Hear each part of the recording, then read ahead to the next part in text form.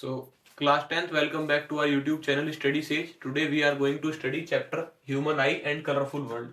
तो हमारी जो ह्यूमन आई है वो क्यों इतनी ज़्यादा इंपॉर्टेंट हो जाती है? Even I would say that it is one of the most important organs among all of our sense organ. तो ये इतनी इंपॉर्टेंट क्यों है? क्योंकि जो भी आप सारी चीज़ें परसीव कर पाते हैं, देख पाते हैं, जितने सारे कलर्स हैं, जो लाइट है, सभी चीज़ों को आप पास की, दूर की, ये सारी चीज़ें देख पाते हैं, तो वो पॉसिबल है सिर्फ और सिर्फ आई की वजह से। तो वो कैसे पॉसिबल हो पाता है और उसका क्या मैकेनिज्म है, क्या चीजें उसके पीछे वर्क करती हैं, वो मैं आपको बताऊंगा। सबसे पहले हम स्ट्रक्चर देख लेते हैं ह्यूमन आई का। तो कुछ ऐसी जो है आपको ह्यूमन आई दिखती है, ऑल्दो बिल्कुल सेम नहीं होगी, बट थोड़ा बहुत ये डायग्राम जो है मैच कर जाएगा उससे। तो मैं आपको इसमें बताना शुरू करता हूँ क्या चीज कैसे काम की है।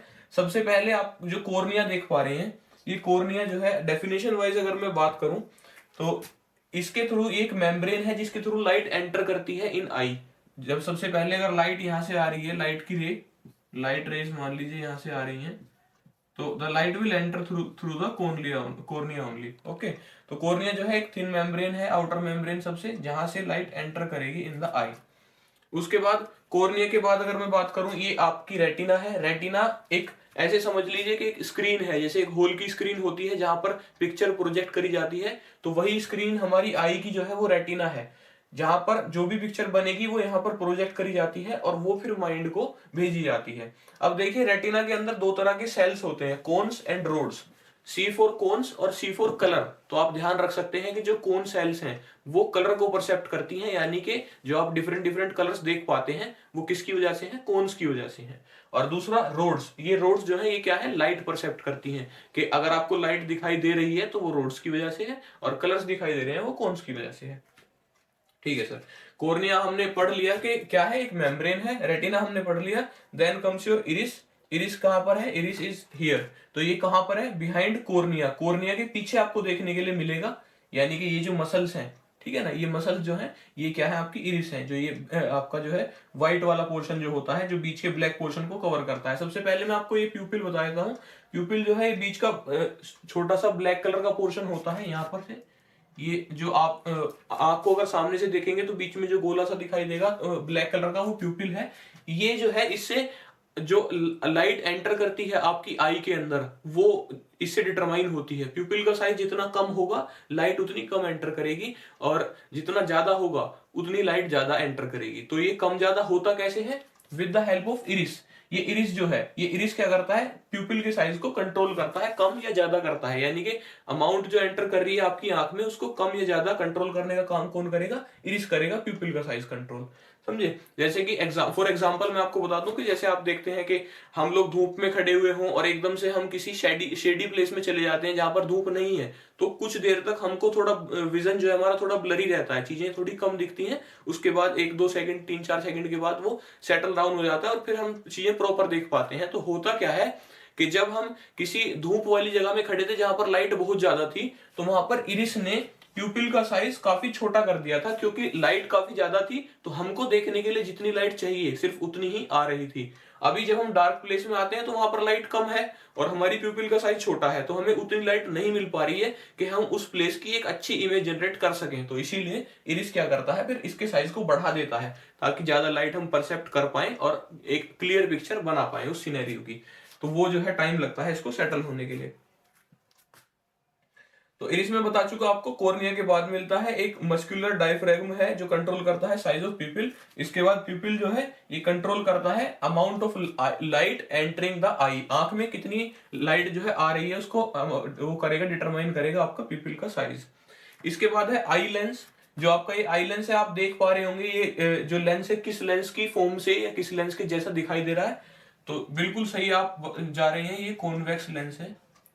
ये जो है इसका नेचर जो है कॉन्वेक्स लेंस के जैसा है, ठीक है ना। तो it is very similar to a convex lens, और ये जो है जैसे कॉन्वेक्स लेंस आपका वर्क करता है वैसे ही वर्क करता है, यानी कि ये क्या करता है? एक real and inverted image form करता है रेटिना पर। जो भी यहाँ से इसने चीजें देखी उसकी ये real and inverted image project करेगा रेटिना के ऊपर। अब आप कहोगे कि सर रेटिना के ऊपर अगर इमेज इन्वर्टेड बन रही है तो हमें तो सारी चीजें उल्टी दिखाई देनी चाहिए, सीधा क्यों दिख रही है सारी चीजें? तो that is where the work of optic nerve starts. ठीक है, तो यहां से वो क्या करती हैं वो मैं अभी आपको बताता हूं। अभी हम एक सीक्वेंस में चल रहे हैं तो सीक्वेंस कवर करने की कोशिश करते हैं, सीक्वेंस में ही चलते हैं। इसके बाद next is our ciliary muscles. So these are ciliary muscles. Ciliary muscles क्या करती हैं, ये आपके आई लेंस का size up to an extent, कुछ एक्सटेंट तक आपका जो आई लेंस का साइज है उसको कंट्रोल करती हैं सिलेरी मसल्स। ठीक है, फॉर एग्जांपल जैसे कि मैं आपको बताऊं कि अगर आप क्या करेंगे कि किसी एक ऑब्जेक्ट को ऐसे अपने आंखों के बहुत पास लाएंगे और उससे पढ़ने की कोशिश करेंगे कि क्या मुझे अब इसमें दिखाई दे रहा है, तो जब आप उससे पढ़ने की कोशिश करेंगे कुछ देर के बाद आपकी आंखें दुखनी शुरू हो जाएंगी।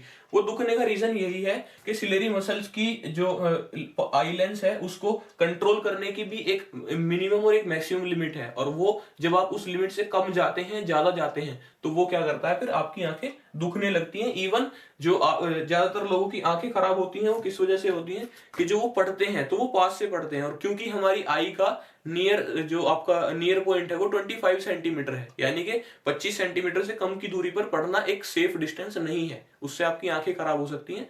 तो क्योंकि कुछ लोग काफी ज्यादा पास से पढ़ते हैं तो उनकी आंखें भी खराब होने के चांसेस रहते हैं। तो सिलेरी मसल्स क्या करता है, controls the size of eye lens.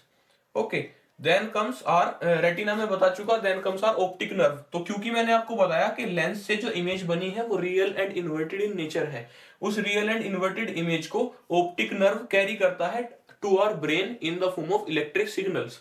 Electric signal की फॉर्म में ये उस ऑप्टिकल सिग्नल को कन्वर्ट करेगा और हमारे माइंड तक ले जाएगा। अभी माइंड क्या करेगा, उसको इंटरप्रेट करेगा, यानी कि उसको कन्वर्ट करेगा एक सीधी इमेज में, ताकि हमको सब चीजें सीधी दिखाई दे, उल्टी दिखाई ना दे। ठीक है, तो ये है ऑप्टिक नर्व का काम, और ये ब्रेन तक सिग्नल को लेके जाती है। अभी दो चीजें मैंने आपको नहीं बताई, एक है एक्वस ह्यूमर और एक है विट्रियस ह्यूमर। एक्वस ह्यूमर जो है एक तरह का लिक्विड है, एक तरह का जेल है जो यहाँ पर मिलता है, और विट्रियस ह्यूमर यहाँ पर मिलता है, यानी कि ये आई लेंस के पास और ये आई के बैक वाले पोर्शन में। दोनों की प्रॉपर्टीज ऑलमोस्ट सिमिलर हैं, दोनों जेली टाइप सब्सटेंसेज हैं, दोनों लिक्विड हैं। ठीक है, और इनका जो मोस्टली जो इनका वर्क है वो शॉक एब्जॉर्बिंग का है और ल्यूब्रिकेशन प्रोवाइड करने का है। ठीक है, आप इसकी बात करेंगे तो ये क्या करता है, आई को ल्यूब्रिकेशन प्रोवाइड करता है, और ये भी ल्यूब्रिकेशन तो प्रोवाइड करता है, साथ में पीछे से एक सपोर्ट भी, एक सपोर्टिव भी की तरह भी काम करता है, एक सपोर्टिव मटेरियल की तरह उभर कर आता है। ठीक है, तो ये हुई सारी आपकी जो है क्या, ये आपकी सारी वर्किंग हुई, ये सारे पार्ट्स हुए कि कौन पार्ट क्या वर्क करता है और कैसे करता है। इसके बाद मैं बात कर लेता हूं हमारा नेक्स्ट टॉपिक जो कि है एकोमोडेशन। ठीक है, काफी ज्यादा दुख हो रहा है इस आई को मिटाते हुए, क्योंकि काफी मेहनत लगी थी इसको बनाने में, ऑल्दो मेरी ड्राइंग भी उतनी अच्छी नहीं है, ये चीज तो आप लोग समझ ही रहे होंगे देख के। तो नेक्स्ट जो है हमारा टॉपिक वो है एकोमोडेशन।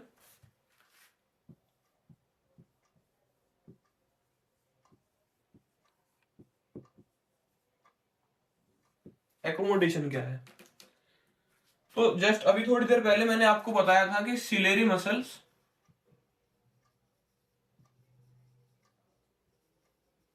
कैन कंट्रोल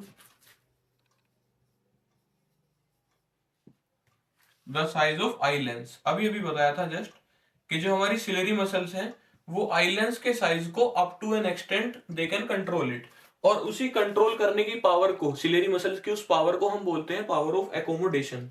ठीक है, पावर ऑफ एकोमोडेशन। तो ये आई लेंस का साइज जो है उसी के अकॉर्डिंग आप कह सकते हैं कि एडजस्ट कर लेती हैं जैसा हमको देखना है। मान लीजिए मेरे को कोई पास की चीज देखनी है तो ये उसको उसी उसके अकॉर्डिंग एडजस्ट कर लेंगे, और दूर की देखनी है तो उसके अकॉर्डिंग। जैसे कि हमारी आई का जो नियर पॉइंट है वो 25 सेंटीमीटर है, यानी कि इससे पास की चीजें हम क्लियरली नहीं पढ़ सकते, और अगर कुछ टाइम पढ़ भी पा रहे हैं तो ज्यादा देर अगर हम पढ़ते हैं तो वो हार्मफुल होगा हमारी आई के लिए, और हमारा विजन भी कुछ देर बाद आप देखेंगे कि ब्लरी हो जाएगा। और जो फार पॉइंट है वो इन्फिनिटी है, यानी कि फार पॉइंट की कोई लिमिट नहीं है, हम चाहे जितना चाहे दूर का देख सकते हैं। ठीक है, तो ये हुआ आपका एकोमोडेशन। अब ये एकोमोडेशन जो है, ये एकोमोडेशन आपका क्या होता है कि ईयर मतलब जैसे कि एज ज्यादा बढ़ती जाती है, एज के साथ ये पावर कम हो जाती है आपकी एकोमोडेट करने की, तो उससे एक डिजीज होती है जिसको हम बोलते हैं प्रेस बायोपिया। ठीक है, वो प्रेस बायोपिया में अभी आपको डिजीजेस ऑफ आई में पढ़ाऊंगा, जो आई के वो है आपके डिफेक्ट है, मेल फंक्शन है, उसके अंदर पढ़ाऊंगा। तब तक के लिए मैं आपको एक डिजीज के बारे में और बता देता हूँ जो कि है कैटरैक्ट। ठीक है, कैटरैक्ट। तो कैटरैक्ट क्या है, कैटरैक्ट जो है आपने मोतियाबिंद जरूर नाम सुना होगा, हिंदी में तो एटलीस्ट सुना ही होगा मोतियाबिंद। इसमें क्या होता है कि जो आपका आई लेंस है वो मिल्की हो जाता है, यानी कि अभी आपने क्या देखा है कि आपको बीच में एक छोटा सा ब्लैक पोर्शन दिखाई देगा और बाकी व्हाइट साइड्स में जो है पूरा व्हाइट होगा यानी मिल्की होगा। लेकिन जब वो बीच का पोर्शन भी व्हाइट होना शुरू हो जाए तो उसको हम कैटरेक्ट बोलते हैं। कुछ एक्स्ट्रा प्रोटीन्स या कुछ ऐसे एक्स्ट्रा मटेरियल जो कि जमना शुरू हो जाते हैं उसके ऊपर, तो उसकी वजह से पूरी आई जो है आपको व्हाइट दिखनी शुरू हो जाती है, तो उसकी वजह से कई बार विजन लॉस भी हो सकता है।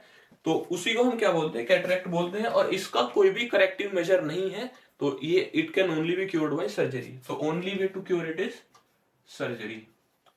सर्जरी से जो है वो एक्स्ट्रा प्रोटीन्स रिमूव करे जाते हैं, इवन बर्न करे जाते हैं, और तब जो है जाकर इसका इलाज किया जाता है। इसके बाद अगर मैं स्टैंडर्ड विजन, जो स्टैंडर्ड डिफेक्ट्स हैं आपकी आई के, उनके रिगार्डिंग बात करूं, so our next topic comes out to be defects of eye vision.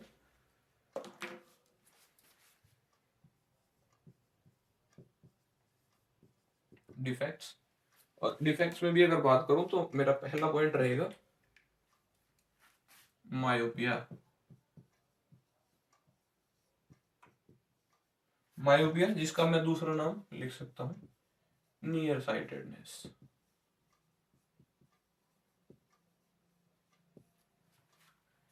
ठीक है, नियर साइटेडनेस। अभी इसके बारे में देखते हैं, जरा बेटर समझा पाऊंगा अगर हम बात करें with the help of a diagram.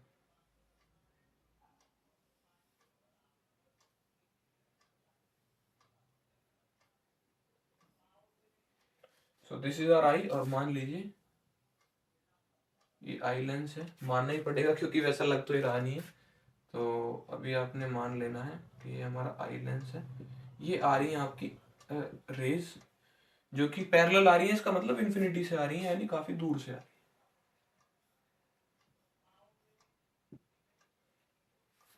ठीक है, what is happening over here is कि रेज जो है आपकी सारी, आपकी जो इमेज बननी चाहिए थी वो कहाँ बननी चाहिए थी, इस स्क्रीन पर, जिसको मैंने बताया था, जो कि हमारी आंखों का एक तरह से आप कह सकते हैं प्रोजेक्टर है। मतलब प्रोजेक्टर नहीं, स्क्रीन है जिस पर इमेजेस प्रोजेक्ट होती है, रेटिना। ये इमेज बननी चाहिए थी रेटिना पर ये रेटिना पर नहीं बन रही है, ये बन रही है पहले यहाँ पर बन रही है, और यहाँ पर ऐसी कोई सेल्स नहीं है जो इस इमेज को परसेप्ट कर सके या देख सके। ठीक है ना। तो इस ऐसे डिफेक्ट को हम क्या बोलते हैं, मायोपिया। अब मायोपिया का मैं आपको बता दूं, ऐसे आप याद कर सकते हैं, एक अच्छा ऑप्शन ये है। दूसरा डिफेक्ट आप पढ़ेंगे हाइपरमेट्रोपिया, तो आप ऐसे याद कर सकते हैं कि जैसे मैं याद करता था इसको, तो मायोपिया क्या है, मायोपिया नाम छोटा है। तो जो नाम छोटा है वो क्या करता है एक्चुअल में, कि आपको छोटा देखने की यानी कि पास का देखने की आदत हो गई है, दूर का दिखाई नहीं देता है। नियर साइटेडनेस मतलब पास का देखने की आदत, दूर का दिखाई नहीं देता। तो जिसका नाम छोटा है मायोपिया, उसमें दूर का दिखाई नहीं देगा, यानी दोनों चीजें क्या चलेंगी, एक दूसरे से अपोजिट चलेंगी। नाम और डिफेक्ट एक दूसरे से अपोजिट चलेंगे। तो मायोपिया यानी जिसका नाम छोटा है उसमें हमें क्या होगा, दूर का दिखाई नहीं देगा, पास का दिखाई देता रहेगा। अब इसके रीजंस क्या हो सकते हैं, ये होता क्यों है, मैंने आपको बता दिया कि हुआ कैसे। कि मान लीजिए कोई दूर का ऑब्जेक्ट है, तो इसमें होता क्या है कि अगर दूर से आपकी जो इमेज दूर से रेज आ रही है ऑब्जेक्ट से, तो वो क्या हो जाती है, सारी पहले ही कन्वर्ज हो जाती है यहाँ पर बिफोर द रेटिना। और ऐसा होने से क्या होता है कि इमेज रेटिना पर नहीं बनती और आपको प्रॉपरली दिखाई नहीं देता है, विजन ब्लरी हो जाता है। तो इसके रीजंस क्या है, रीजन मैं आपको बताता हूं। सबसे पहला रीजन है excessive curvature of eye lens. Excessive curvature of eye lens. I lens का कर्वेचर ज्यादा होने की वजह से, जब ये आपका आई लेंस है, इसका कर्वेचर अगर ज्यादा होगा, तो अगर कर्वेचर ज्यादा है तो ये क्या कर देगा, इसके कर्वेचर ज्यादा होने की वजह से जो रेज आ रही हैं उनको पहले ही क्या कर देगा, उन सभी को पहले से, मतलब कर्वेचर ज्यादा होने का मतलब आप ऐसे समझिए, कर्वेचर पहले लेंस कैसा था, ऐसा था, और अभी कर्वेचर ज्यादा हो गया है, यानी लेंस कैसा हो गया है, ऐसा हो गया है। आई होप आपको डिफरेंस समझ में आ रहा है इन दोनों के बीच। ठीक है, यहाँ कर्वेचर कम है, यहाँ कर्वेचर ज्यादा है। कर्वेचर ज्यादा होने का मतलब फोकल लेंथ कम होना, तो ये सारी रेज को कन्वर्ज कर देगा जल्दी, जहां वो होनी चाहिए थी एक्चुअल में उससे जल्दी कन्वर्ज कर देगा। ठीक है, तो एक तो ये डिफेक्ट हो सकता है, दूसरा हो सकता है इलोंगेशन ऑफ आई बॉल। दूसरा क्या हो सकता है, आई बॉल का इलोंगेशन, जो आपकी आई बॉल है वो इलोंगेट हो जाए। In that case as well, उसमें भी यही केस बनेगा कि जो आपकी रेज है वो कन्वर्ज पहले हो जाएंगी, और जो इमेज रेटिना पर बननी चाहिए थी वो नहीं बनेगी। इसका करेक्टिव मेजर क्या है, इसको कैसे ठीक किया जा सकता है, करेक्शन। करेक्शन है इसका कॉनकेव लेंस। ठीक है, जो इसका सॉल्यूशन है उसको भी, यानी कॉनकेव लेंस जो है उसको भी आप कैसे याद रख सकते हैं, with the help of myopia only. Myopia नाम छोटा है तो लेंस का नाम इससे अपोजिट यानी बड़ा रहेगा। मायोपिया छोटा नाम है तो दूर का दिखाई नहीं देगा, और जो लेंस है बड़े वाला यानी कॉनकेव लेंस, उस वो ही इस पर काम करेगा। बड़ी बीमारी है, दूर का दिखाई नहीं दे रहा है, तो लेंस भी कौन सा चाहिए, बड़ा वाला लेंस चाहिए, यानी कॉनकेव लेंस चाहिए। कॉन्वेक्स की स्पेलिंग छोटी है, वो छोटा लगेगा, ये बड़ा रहेगा। ठीक है, तो आप ऐसे याद कर सकते हैं। दूसरा, अगर मैं इसका यूज केस बताऊं आपको, तो यहाँ हो क्या रहा था कि अभी जो रेज आ रही थी आई लेंस उनको जल्दी से कन्वर्ज कर दे रहा था। अभी जब रेज आएंगी कॉनकेव मिरर लगाने के बाद, तो ये क्या कर देगा उनको, ये है आपकी आई, ओके,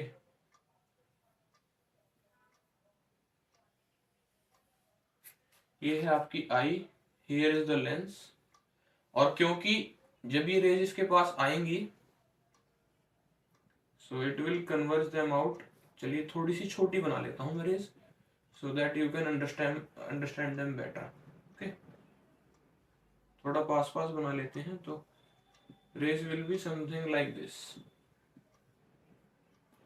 अभी जब ये रेज यहाँ पर आ रही है तो ये क्या कर देगा, उनको डाइवर्ज कर देगा, क्योंकि आपको पता है कि कॉनकेव लेंस कौन सा लेंस होता है, डाइवर्जिंग लेंस। और अब डाइवर्ज होने की वजह से जो आपकी रेज जो है वो पहले ही कन्वर्ज हो जा रही थी बिफोर द रेटिना, अब वो एग्जैक्टली रेटिना पर जाकर ही कन्वर्ज होंगी।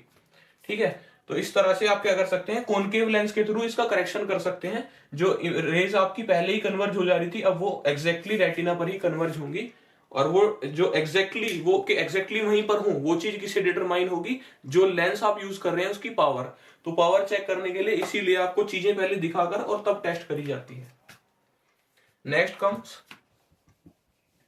Opposite to it, that is hypermetropia. That is hypermetropia. Hypermetropia मतलब फार साइटेडनेस। अभी आपने क्या पढ़ा, मायोपिया यानी नियर साइटेडनेस। सेकंड क्या पढ़ेंगे, हाइपरमेट्रोपिया यानी फार साइटेडनेस।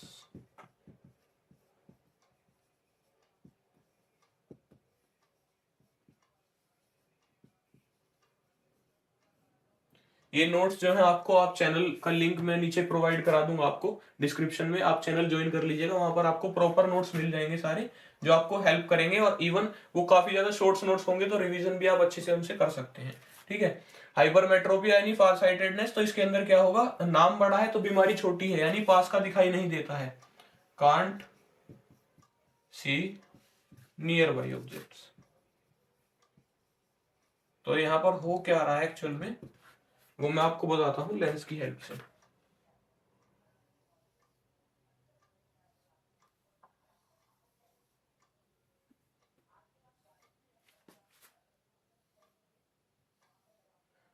ओके, तो जो पास की चीज है, मान लीजिए आपने यहां से देखा, that comes to here in this way, and then the image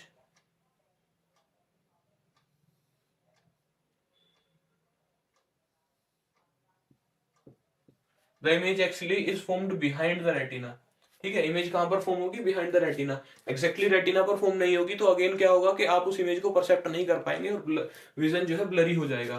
तो क्योंकि हाइपरमेट्रोपिया नाम बड़ा, तो पास का दिखाई नहीं देगा, और इसका सोल्यूशन भी, यानी कि इसका करेक्शन जो मैंने आपको लास्ट टाइम बताया था, किससे याद कर सकते हैं आप, अपोजिट से।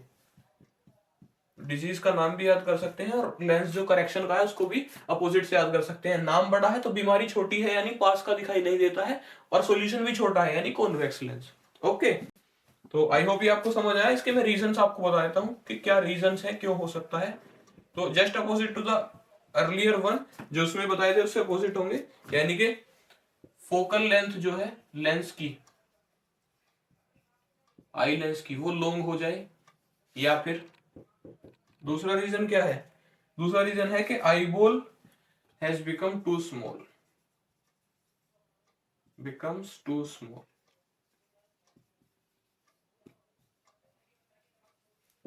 सो these two are the reasons कि क्या हो जाता है, आपकी जो फोकल लेंथ है आई लेंथ, जो आपका आई लेंस है उसकी फोकल लेंथ क्या हो जाए, लंबी हो जाए, ज्यादा लेंथ ज्यादा हो जाए, तो वो जो कन्वर्ज करेगा रेस को वो थोड़ी दूरी पर करेगा, जहां एक्चुअल में कर रहा था उससे दूरी पर करेगा।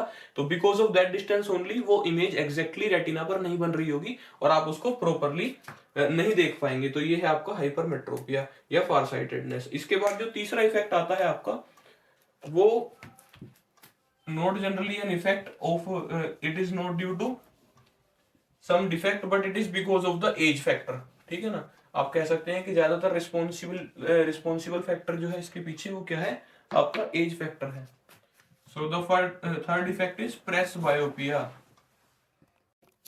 तो प्रेस बायोपिया के अंदर बेसिकली क्या है कि आपके सिलेरी मसल्स जो हैं, जो आपका आई लेंस का साइज कंट्रोल करते हैं, वो वीक हो जाते हैं due to age factor. Age ज्यादा होने की वजह से वो क्या होते हैं कि वो वीक हो जाती हैं सिलेरी मसल्स, तो वो कंट्रोल नहीं कर पाती हैं आपकी आई लेंस की जो है फोकल लेंथ को उतना ज्यादा। तो उसकी वजह से क्या होता है, ना तो आपको पास का प्रॉपरली दिखाई देता है, ना दूर का प्रॉपरली दिखाई देता है। ठीक है, तो आप कह सकते हैं कि मायोपिया और हाइपरमेट्रोपिया दोनों का एक तरह से कॉम्बिनेशन आपको हो गया है। तो इस केस में आपका जो करेक्टिव मेजर होगा वो होगा एक बाईफोकल लेंस। ठीक है, जो लेंस बनेगा, जो चश्मा बनेगा वो बाईफोकल होगा। बाईफोकल मतलब एक मान लीजिए ऐसे लेंस है, तो लेंस दो पार्ट में बना हुआ होगा, कुछ ऐसे लगभग लगभग कुछ ऐसे। इसका जो अपर पार्ट है वो कॉनकेव लेंस होगा और जो लोअर पार्ट है वो कॉन्वेक्स लेंस होगा। क्योंकि कॉनकेव लेंस चाहिए होगा जब आप दूर का देखेंगे, तो दूर का आपको दिखाने के लिए कॉनकेव लेंस की नीड पड़ेगी। जब आप दूर का देखेंगे तो ऊपर देखेंगे, और पास का देखेंगे तो नीचे देखेंगे, तो नीचे का दिखाने के लिए नीड होगी कॉन्वेक्स लेंस की। तो इस तरह से बाईफोकल लेंथ जो है वो क्या कर सकता है, प्रेस बायोपिया को क्योर कर सकता है। अभी जो इस चैप्टर का हमारा सेकंड पार्ट है वो शुरू होता है रिफ्रैक्शन से। तो रिफ्रैक्शन आपने पहले पढ़ा हुआ है, वैसे तो मैंने आपको पढ़ाया था लाइट के अंदर रिफ्लेक्शन एंड रिफ्रैक्शन पढ़ाया था। तो वहां मैंने बताया था कि रिफ्रैक्शन क्या है, कि जब लाइट रे एक मीडियम से दूसरे मीडियम में जाए और बैंड हो जाए due to difference in the refractive indexes. जो दोनों मीडियम है उनके रिफ्रैक्टिव इंडेक्स अलग होने की वजह से उनकी वजह से क्या हो जाए, जो लाइट है वो आपकी जो है बैंड हो जाए, अपना जो एंगल था उससे मतलब कह सकते हैं आप डिस्ट्रैक्ट हो जाए, तब आपको क्या बोलेंगे कि रिफ्रैक्शन है। ठीक है, तो रिफ्रैक्शन ये जो है अगर प्रिज्म के थ्रू होता है तो कैसा होता है, इसका जो डिस्कवरी करी थी वो करी थी आइजैक न्यूटन सर ने। ओके, आइजैक न्यूटन सर ने करी थी। आइजैक न्यूटन सर ने इसमें क्या बताया था, उन्होंने बताया था कि मतलब इसमें होता क्या है जनरली, कि एक लाइट रे जब इंसिडेंट कराई जाती है ऑन अ प्रिज्म, ये क्या है आपका प्रिज्म है। प्रिज्म आपने देखा है ना, ऐसे दो ट्रायंगुलर सरफेसेस और तीन रेक्टेंगुलर सरफेसेस से बना हुआ एक 3D फिगर, ये प्रिज्म है जो ग्लास से बना हुआ होता है। तो जब इस पे लाइट आप एंटर कराते हैं तो ये डिवाइड हो जाती है 7 कलर्स में, एक 7 कलर्स के एक बैंड में, जिसको आप विबग्योर के नाम से जानते हैं। विबग्योर यानी violet, indigo blue, green, yellow, orange and red. तो ये होता क्यों है, इसका रीजन क्या है, the reason behind it is in the difference of wavelength. इन जो सारे कलर्स हैं इनकी वेवलेंथ क्या होती है, अलग अलग होती हैं, इनकी स्पीड क्या होती है, अलग अलग होती हैं। तो ये जो स्पीड और वेवलेंथ अलग होने की वजह से क्या हो जाते हैं, ये सारे कलर अपनी वेवलेंथ और स्पीड की वजह से अलग अलग होते चले जाते हैं। तो यहाँ पर जो कलर होगा हमारा रेड, जिसकी वेवलेंथ सबसे ज्यादा है और स्पीड सबसे कम है, वो सबसे ऊपर, और इसी ऑर्डर में नीचे तक जाएंगे। लास्ट में मिलेगा आपको वोयलेट, जो कि है आपका जिसका वेवलेंथ सबसे कम है और स्पीड सबसे ज्यादा है। ठीक है, इस ऑर्डर में आपको सारे कलर्स मिल जाएंगे। इसके बाद सिमिलरली अगर आप क्या करें कि यहाँ पर एक प्रिज्म और लगा दें, मान लीजिए ये जो अभी 7 कलर्स डिवाइड हुए हैं और यहाँ पे आप क्या करें, एक और प्रिज्म लगा दें और उस पर इन 7 कलर्स को इंसिडेंट करा दें, तो ये क्या करेगा, इन सातों कलर को वापस एक लाइट में कन्वर्ट कर देगा, एक सिंगल रे में, जैसे इसने करा था। ठीक है, ये सारी क्या हो जाएंगी, कंबाइन होकर और वापस से एक रे बनकर और चुपचाप से निकल जाएंगी। ठीक है, तो ये है आपका जो है dispersion of white light by glass prism. इसके बाद अगला टॉपिक जो है वो है एटमॉस्फेरिक रिफ्रैक्शन। क्या टॉपिक है, एटमॉस्फेरिक रिफ्रैक्शन। तो रिफ्रैक्शन अगर एटमॉस्फेयर के थ्रू हो, रिफ्रैक्शन अगर एटमॉस्फेयर के थ्रू हो, then it will be said as atmospheric refraction. Okay, refraction के थ्रू, रिफ्रैक्शन जो है एटमॉस्फेयर के थ्रू क्यों होगा और कैसे होगा, क्योंकि एटमॉस्फेयर के अंदर डिफरेंट डिफरेंट लेयर्स होती हैं, कई सारी लेयर्स हैं। ठीक है, जैसे आपने पढ़ा है स्ट्रेटोस्फीयर, थर्मोस्फीयर, मीजोस्फीयर, तो इतने सारे स्पेयर्स हैं। तो वो स्पेयर क्या है, उनके अंदर different different amount of gases मिलती हैं, उनके टेम्परेचर अलग रहते हैं, उनकी डेंसिटी अलग रहती है। तो ड्यू टू दैट डिफरेंस, अगर वो जो रिफ्रैक्शन आपको देखने के लिए मिल रहा है वो एटमोस्फेयर की वजह से मिले, तो आप उसको बोलेंगे एटमोस्फेरिक रिफ्रैक्शन। ये कब कब आपको दिखाई देता है और कब आप इन चीजों को ऑब्जर्व कर पाते हैं। तो इसके मैं एग्जांपल्स अगर आपको दूं, तो ट्विंकलिंग ऑफ स्टार्स आपने जरूर देखी होगी, स्टार्स ट्विंकल करते हुए। तो एक्चुअल में क्या होता है कि स्टार्स कोई ट्विंकल नहीं करते, जो उनसे लाइट हमारे पास तक आ रही है, वो लाइट जो है डिफरेंट डिफरेंट लेयर्स के थ्रू, जो मैंने आपको बताया एटमॉस्फेयर के डिफरेंट लेयर्स के थ्रू आती है, और due to travelling from these different layer वो क्या होती है, आपको रिफ्लेक्ट होकर कभी कहीं से परसीव होती है और कभी कहीं से। तो आपको लगेगा कि वो अपनी पोजिशन से क्या कर रहा है, ब्लिंक कर रहा है। ये है ट्विंकलिंग ऑफ स्टार्स। इसके अलावा आप बोलेंगे कि भाई अगर सर ऐसा है कि स्टार्स ट्विंकल कर रहे हैं, स्टार्स ट्विंकलिंग दिखाई देते हैं, तो प्लैनेट्स क्यों नहीं दिखाई देते हैं? इसके दो रीजन है। पहली बात तो प्लैनेट कोई एक सोर्स ऑफ लाइट नहीं है, स्टार एक सोर्स ऑफ लाइट है, जबकि प्लैनेट के ऊपर बहुत सारे स्टार्स होंगे, मिलियंस ऑफ स्टार, कोई एक स्टार नहीं होगा। दूसरी बात कि जो प्लैनेट्स हैं वो हमारे पास हैं, उनका डिस्टेंस हमसे कम है, और जो स्टार्स हैं वो काफी दूर से दिखाई आपको देते हैं। तो इसीलिए प्लेनेट से जो लाइट आती है वो एक यूनिफॉर्म लाइट आती है, बहुत सारे लाइट सोर्सेज की वजह से और पास डिस्टेंस होने की वजह से उन सबका एक एवरेज सा आपको दिखाई देता है, तो वो ट्विंकल करते हुए दिखाई नहीं देते हैं। दूसरा आप देखेंगे इसका advance advance sunrise and delayed sunset, advanced sunrise and delayed sunset. ये क्या है? ये ऐसा समझिए आप, ये हमारा अर्थ का सरफेस है और सूरज अभी यहां पर है, यहां पर, ठीक है। ये अर्थ का सरफेस है, होराइजन जिसको बोलते हैं, और सूरज कहां पर है? अभी यहां पर। और आपको पता है कि लाइट जब ट्रेवल करती है तो वो जब रिफ्रैक्शन होता है तो वो आपको तिरछी दिखाई देती है। तो जब ये यहां पर होगा सूरज, ये आपको, जब आप इसको देख रहे होंगे और सूरज यहां पर होगा, तो ये तब भी आपको थोड़ा सा उठा हुआ दिखाई देगा। सिमिलर टू जैसे कि आप एक कॉइन पड़ा हुआ हो पानी के अंदर, आप उसको देखते हैं थोड़ा ऊपर दिखाई देता है, उठा हुआ। तो ऐसे ही सूरज जब होराइजन से नीचे होगा उस टाइम भी हमको ऐसा दिख रहा होगा कि वो निकल चुका है, सूरज निकल चुका है। तो इसीलिए जो सनराइज है, यानी सूरज आपको लगभग 1-2 मिनट पहले ही ऐसा लगेगा कि उग गया है, जबकि उसके बाद उग रहा होगा सूरज। सिमिलर फॉर सनसेट, जब सन नीचे जा चुका होगा तभी भी आपको लगेगा कि नहीं, सूरज अभी नीचे नहीं गया है, अभी वो यहाँ पर है, यहाँ पर आपको दिखाई दे रहा होगा। तो डिलेड सनसेट भी होती है इसकी वजह से ही, लगभग 2 मिनट का डिफरेंस ही आपको देखने के लिए मिलता है। The next topic we are going to cover is scattering of light. What? Scattering of light. Scatter, आप नाम से पता चल रहा होगा, नाम से गैस कर पा रहे होंगे। स्कैटर मतलब, स्कैटर मतलब क्या होता है? बिखरना। तो लाइट का बिखरना, अगर लाइट बिखर जाए तो उसको हम बोलते हैं स्कैटरिंग ऑफ लाइट। यानी कि बिखरने का मतलब क्या है कि आपको लाइट ऐसी दिखाई दे, जैसे मैं बताता हूं आपको, एग्जांपल के साथ बताऊंगा तो शायद ज्यादा समझ आएगा। तो आपने जैसे फॉरेस्ट्स में देखा होगा, फॉरेस्ट जो पूरे घने जंगल होते हैं, ट्रॉपिकल एवरग्रीन फॉरेस्ट, वहां पर जब धूप निकलती है तो पेड़ों के बीच से जो लाइट के थोड़े पैचेस दिखाई देते हैं, चंदे से दिखाई देते हैं, थोड़े थोड़े कहीं से आते हुए लाइट ऐसे दिखाई देगी, कहीं कहीं से, कहीं कहीं से दिखाई दे रही है, पूरी लाइट दिखाई नहीं दे रही, पूरी बीम। तो उसको आप बोलते हैं scattering of light. Light scatter होकर दिखाई देती है।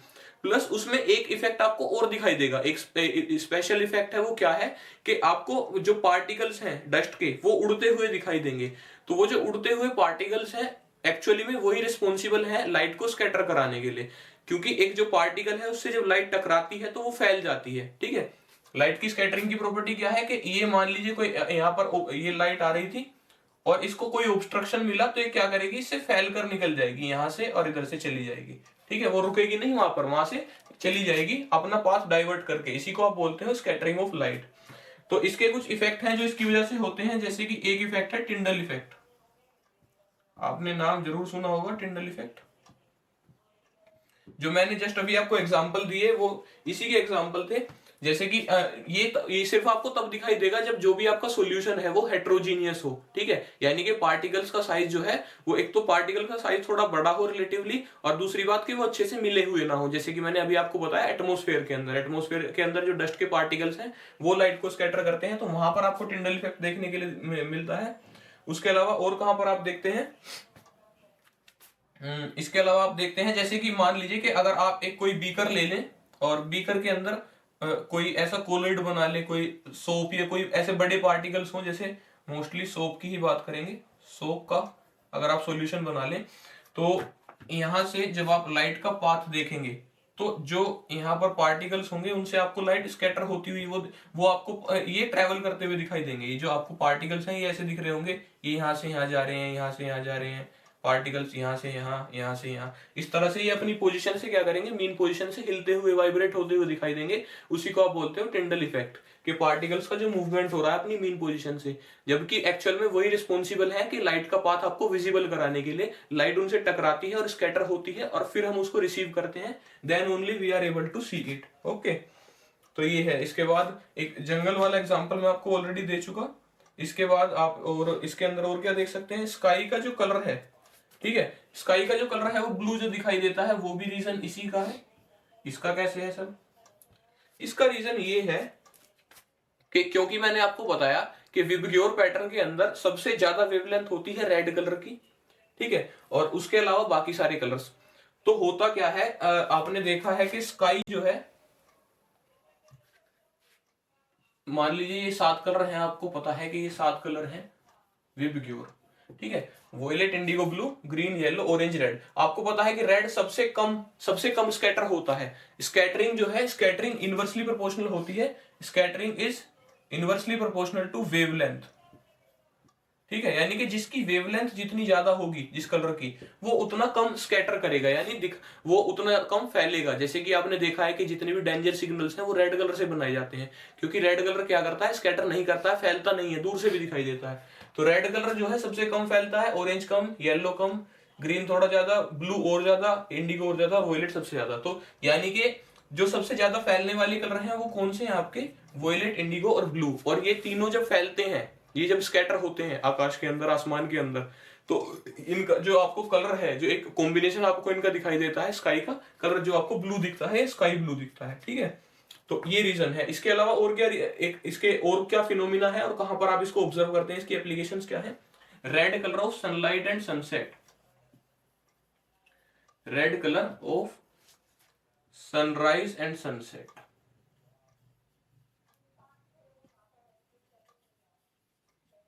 देखिए, जब भी हम यहां पर होराइजन पर हैं और जब सूरज निकल रहा होगा तो वो कुछ यहां पर होगा, और जब छिप रहा होगा तो कुछ यहां पर, और जब निकल चुका होगा तो कुछ यहां पर। ओके, तो मान लीजिए हम यहां पर हैं, ह्यूमन बीइंग यहां पर है, तो जब सूरज निकल रहा है या छिप रहा है तो उस टाइम पर हमारा डिस्टेंस सूरज से कम है। जब सूरज निकल रहा है या छिप रहा है, सनराइज या सनसेट हो रही है, उस टाइम पर हमारा डिस्टेंस सूरज से कम है। तो कम डिस्टेंस होने की वजह से क्या होगा कि आपको पता है कि ये सारे कलर क्या करते हैं, ये सारे कलर क्या करते हैं, ये फैलते हैं। वोयलेट फैलता है, इंडिगो, ब्लू, ग्रीन, येलो, ये फैलते हैं, ऑरेंज कम फैलता है, रेड सबसे कम ही फैलता है। तो यानी कि जो सूरज है उस टाइम पर क्या होगा कि सारे कलर फैल जाएंगे और सूरज कैसे कलर का दिखाई देगा, लगभग रेडिश कलर का आपको दिखाई देगा। देखने के लिए सनराइज और सनसेट में आपको सूरज कैसा लगेगा, रेडिश लगेगा। और रीजन मैंने क्या बताया आपको कि ये सारे कलर जो है फैलने वाले हैं, तो ये फैल जाएंगे, जबकि ऑरेंज और रेड नहीं फैलेंगे, सनराइज में भी और सनसेट में भी, दोनों ही केस में। जबकि जब सूरज निकल चुका होगा, जब वो लगभग आपकी जो है दिन का मिड चल रहा होगा, मिड डे चल रहा होगा, नून यानी 12, तो इसका डिस्टेंस हमसे काफी ज्यादा होगा। तो उस टाइम पर क्या होगा कि आपको कलर जो है ऑलमोस्ट मतलब रेडिश लगेगा कुछ कुछ, लेकिन ऑलमोस्ट आपको इतना ज्यादा रेड दिखाई नहीं देगा। ज्यादा कब लगेगा, जब आपका सनराइज और सनसेट हो रहे होंगे, क्योंकि बिकॉज ऑफ ज्यादा डिस्टेंस होने की वजह से ये आपको नहीं दिखता उस टाइम पर। ओके, मतलब सिमिलर टू समहाउ आपको व्हाइट के आसपास दिखाई देगा, ये रेड नहीं लगता है उस टाइम पर, थोड़ा थोड़ा ऑरेंजिश लगेगा। लेकिन रीजन क्या बताया मैंने आपको, रीजन ये है कि क्योंकि डिस्टेंस यहाँ पर कम है और यहाँ पर डिस्टेंस कम होने की वजह से ये कलर सबसे कम स्कैटर होंगे और बाकी सारे ज्यादा स्कैटर हो जाएंगे। तो आई होप आपको चैप्टर क्लियर हो गया होगा, सारे कंसेप्ट क्लियर हुए होंगे। डाउट्स अगर कोई है तो आप उसको कमेंट्स में डाल दीजिएगा। आप चैनल को सब्सक्राइब कर लीजिए, वीडियो को लाइक कीजिए, और जो भी स्टूडेंट्स हैं जो जिनको इस वीडियो की नीड है, आपको लगता है कि प्रिपरेशन एग्जाम्स की अच्छे से नहीं हुई है, उन सभी को वीडियो फॉरवर्ड कीजिए। नोट्स की अगर बात है तो नोट्स में आपको प्रोवाइड करा दूंगा, डिस्क्रिप्शन में मैंने टेलीग्राम चैनल का लिंक डाल दिया है, उस पर आपको अभी तक के सारे नोट्स एक अच्छे से फॉर्मेट में, रीडेबल फॉर्मेट में आपको मिल जाएंगे, और वो काफी ज्यादा शॉर्ट नोट्स हैं, तो आपके लिए रिविजन में भी हेल्पफुल रहने वाले हैं। Okay, thank you.